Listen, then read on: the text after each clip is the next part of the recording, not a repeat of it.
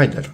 In this video we'll be assembling a RELATERA kids desk with manually adjustable height on a RELATERA desk surface, desk board, desk whatever. So first thing, open this box up where we have the supporting frame, because in here for sure it's just a big plank of wood. So let's go.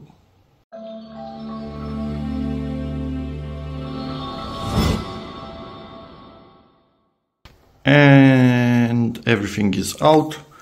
Lots of cardboard protection that we need to recycle. Still a few more in here. And manual. Let's see. In theory they tell us you need 2 persons to assemble this. Well, I kind of assembled any IKEA furniture by myself, so that's doable. Don't do it directly on the floors because you might scratch floors and might scratch this. I'm going to do it directly on the box of the top. Okay, this is what's included. So even more stuff. And first thing that we need to do, we have this version. This is what we are assembling because this is what I bought. You can see it right here. And now, first thing, these two need to go together with some screws and a self-locking nut that presumably we find somewhere in here. So let's do that. These are the screws and nuts, and they are really small. The diameter actually is quite small. I was expecting something bigger, but the holes are this size, so obviously these are the ones, but it took me a while to figure out. So let's put them in here and tighten them with the included Allen key. This is properly tightened. As you can see, this is on the back and the wider part is at the end. Perfect. Now let's see. We did this. This is for the narrower one, so we don't do that. It's exactly the same step, but in different holes. Let's attach the ends, it seems. And we need to use these screws. Okay, 10 of them. 10 screws of the same type to put these ends in place. Okay, that's cool. Just a warning, for one of my legs this top hole has a bit of paint in it and the screw will not go in straight no matter what I do. So for this I'm going to actually put the screw in from the other side and make it cut through the paint. Make sure it is straight when it's going in. Yes, it's not ideal for that glue Loctite in there, thread lock or whatever it's called, but there's the only thing that I can actually do to make sure that this goes through this hole with the paint and it goes in straight, because otherwise it always tries to go at an angle, so that kind of sucks. Hopefully you don't encounter this issue yourself. Okay, so thread is done now. Let's put this in place. These are marked left and right, but it does not seem to matter what goes where, so we don't really care. We start with one end and do the other afterwards, because both of them look similar on this side, so this is why I don't think it matters for us. In this particular desk that we are assembling, maybe in other desks it does matter, who knows. So these are fully tightened on both sides, quite hard to tighten. So you do need a bit of a strong hand for them. And now 2 of these screws will be doing, where is it? This part right here. Keep in mind this is the back of it and the short part goes at the back. So now I'm going to be having a bit of fun aligning everything in here. Yeah, off video because I cannot really do it properly now. This is done, tighten on both sides, and now we take this and put it right here, again long side is forward, short side is backward. 3 screws already in, this type of screws, and I need to put in the 4th one. Be careful about cross-threading. These screws, as these ones, are really prone to that and really prefer to be cross-threaded instead of going in the proper way. So if it seems it's a bit off to the side and it's going quite hard, it's not properly in. Next step, attach the feet. So did that on most of them already, and that's the last one. What I don't really like, they are plastic. I would have liked them to have some rubber on them, but anyway, good enough. I can put something in here if I want to.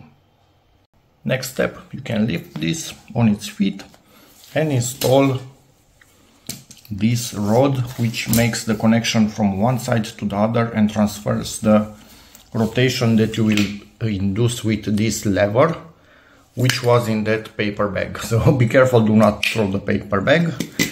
So yeah, let me do this. And the rod is in. Make sure it goes all the way in there and all the way in here, and then this O-ring, push it towards the pipe so it keeps everything spread apart, doesn't allow them to move by themselves.